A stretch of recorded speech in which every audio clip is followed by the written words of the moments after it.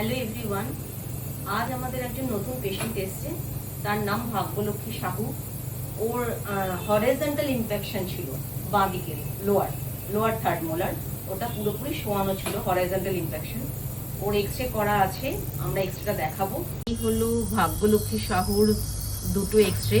Or right and left third molar দুটোই horizontal impacted, এবং আমরা আজকে লেফট সাইডেরটা তুললাম, কেননা লেফট সাইডেরটা বেশি অসুবিধা হচ্ছে।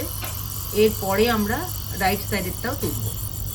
এখন জাস্ট এটা সার্জিক্যালি রিমুভ করা হলো। দাঁতটা ঠিক এরমভাবে শোয়ানো ছিল, তা আমরা পুরোটাই এটা সার্জিক্যালি রিমুভ করেছি।